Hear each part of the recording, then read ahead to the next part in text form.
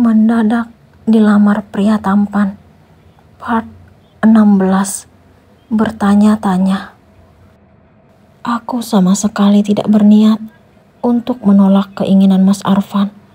Tetapi aku menyadarkannya yang saat ini sedang sakit pinggang. Aku berusaha memberikan pengertian yang akhirnya dapat ia pahami. Aku kembali mengoleskan minyak urut ke pinggangnya, lalu memijatnya secara pelan-pelan. Mas Arfan banyak bercerita tentang bagaimana ia mengetahui barang-barang yang aku suka dulu. Ia bahkan mengaku telah lama mendekati ayah. Ia juga berkata kalau awalnya ayah menganggap usahanya hanya sekadar kagum saja kepadaku. Akan tetapi, Mas Arfan membuktikan kalau ia benar-benar serius untuk menjadikan aku sebagai pendamping hidupnya. Aku baru sadar sekarang, pantas saja ayah mengaku kalau Mas Arfan adalah menantu idamannya. Ternyata Mas Arfan telah berhasil meluluhkan hati orang tuaku tersebut. Aku masih sangat ingat saat pertama kali menerima kiriman paket dari Mas Arfan waktu kelas 7 SMP.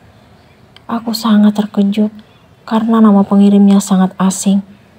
Ternyata ia sengaja supaya aku tidak tahu siapa pengirim sebenarnya. Arya, yang merupakan perantara, selalu berkata bahwa aku memiliki pengagum rahasia. Jadi, kamu sengaja minta tolong Arya, Mas? Tanyaku kepada Mas Arfan. Iya sayang, dia baik banget ya. Tapi kamu harus tahu satu hal tentang dia. Apa, Mas? Tanyaku penasaran. Dia pernah suka sama kamu. Saat dia mengakuinya, aku panik. Karena aku merasa kalau dia ingin melakukan kecurangan. Dia ingin menikung teman sendiri. Apa? Aku terkejut mendengar penuturan Mas Arfan. Tapi dia gak pernah bilang suka ke aku. Aku berusaha memberikan dia pengertian.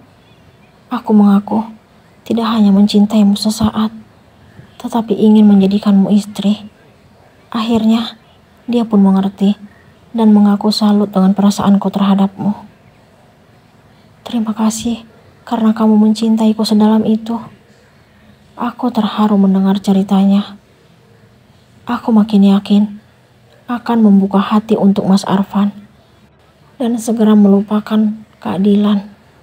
Besok sore, aku tidak akan memenuhi permintaan Kak Dilan yang ingin bertemu denganku.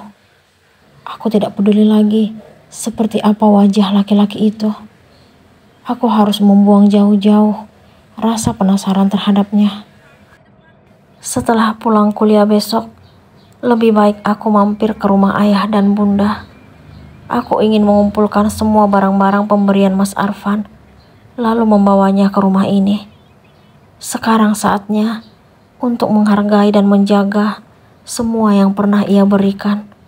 Ia layak menerima perhatian dariku.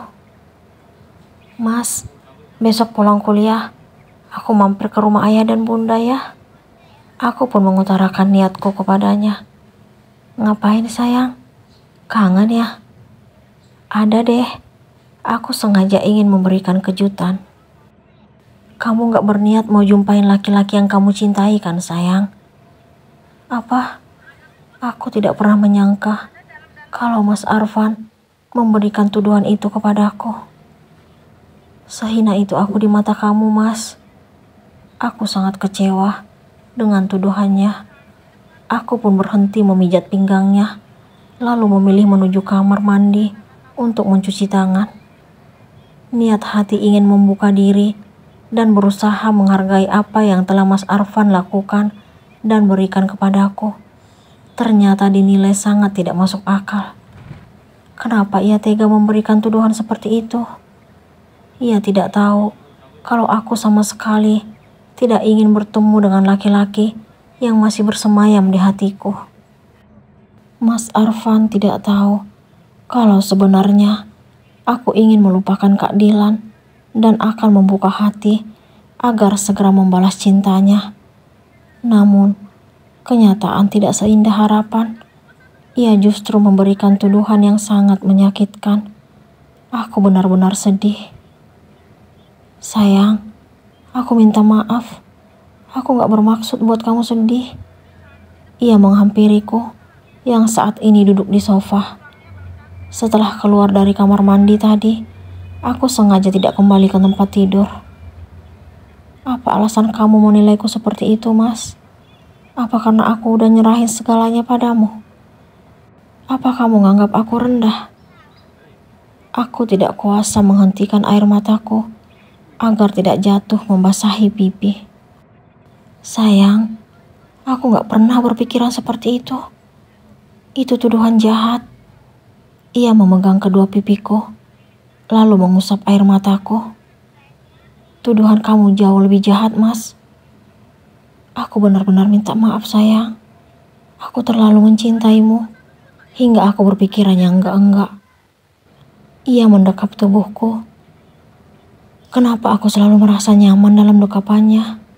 Hatiku kembali tenang, dan rasa kesal itu seolah-olah hilang seketika. Ada apa denganku? Seperti biasa, hari ini Mas Arfan mengantarku ke kampus. Sepanjang perjalanan, aku sesekali memandang wajahnya. Ia sedang fokus mengemudikan kendaraan roda 4 miliknya. Pagi ini, ia tampak lebih bersemangat dari hari-hari sebelumnya. Mungkin karena dirinya telah berhasil mendapatkan apa yang ia inginkan selama ini. Kenapa aku berpikiran seperti itu? Bisa saja Mas Arfan sedang bahagia karena sesuatu hal. Jika mengingat kejadian tadi malam, aku sangat terharu dengan sikapnya yang memohon maaf dan berjanji tidak akan mengungkit laki-laki yang ia anggap telah berhasil mencuri hatiku. Aku juga berjanji akan menghapus bayangan laki-laki yang aku cintai dan berusaha membuka hati untuk Mas Arfan. Ia mengaku sangat senang dan berjanji akan selalu memberiku kebahagiaan hingga akhir hayat nanti. Apa mungkin ia tampak ceria pagi ini karena hal itu? Kenapa aku menebak-nebak apa yang Mas Arfan rasakan? Aku sebagai istri sangat pantas dan wajar bertanya kepadanya. Bukankah aku sudah yakin akan lebih terbuka di depannya? Lebih baik aku tanyakan saja apa alasan yang membuatnya lebih bersemangat hari ini. Pagi ini kamu semangat banget, Mas. Aku pun membuka pembicaraan. Pasti dong, sayang. Ia memberikan jawaban, lalu menunjukkan senyum manisnya. Kenapa? Kamu mau ketemu seseorang ya? Atau akan menyambut sekretaris baru yang cantik? Aku sengaja melontarkan pertanyaan itu.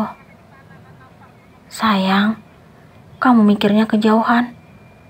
Aku gak akan sebahagia ini hanya karena orang lain. Karena kamulah sumber kebahagiaanku. Ia menepikan mobilnya, lalu berhenti. Kok berhenti? Tanyaku penasaran. Mungkin kamu gak ngerti saat ini bagaimana rasanya mendapatkan perhatian dari orang yang kamu cintai. Kamu berjanji akan berusaha membuka hati untukku. Itu anugerah yang sangat luar biasa. Ia memegang tanganku. Maafin aku karena saat ini belum membalas perasaanmu. Gak apa-apa, sayang. Aku akan tetap menunggu. Ia mencium jemariku. Gak nyangka ya, laki-laki yang dulu usil dan jahil ternyata seromantis ini. Aku tersenyum kepadanya. Tapi laki-laki usil dan jahil ini yang akhirnya nikahin kamu. Ia menarik pelan hidungku. Ih, gak ada yang minta kamu nikahin aku.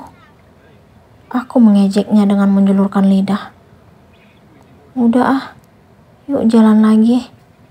Aku pun menjauhkan tanganku dari genggamannya. Gak perlu ada yang minta aku nikahin kamu, sayang. Niatku memang ingin menjadikanmu ibu dari anak-anakku. Semoga perjuangan kita yang kemarin membuahkan hasil ya. Ia memainkan mata kanannya. Aku merasakan pipiku memanas. Ucapannya benar-benar membuatku malu. Keusilan dan kejailan Mas Arfan tetap saja mampu membuatku kesal dan bahkan sekarang salah tingkah. Jika mengingat apa yang ia lakukan saat masa kecil kami, aku ingin tertawa. Karena waktu itu, aku selalu menganggap serius tentang apa yang ia lakukan. Nada dering ponsel Mas Arfan membuyarkan lamunanku tentang masa kecil. Ia segera meraih benda tersebut dari saku kemejanya. Aku melihat layar. Terdapat nomor tanpa nama. Siapa yang menghubungi Mas Arfan? Apa mungkin seseorang yang ia kenal, tetapi menggunakan nomor kontak baru? Siapa yang menelpon Arfan?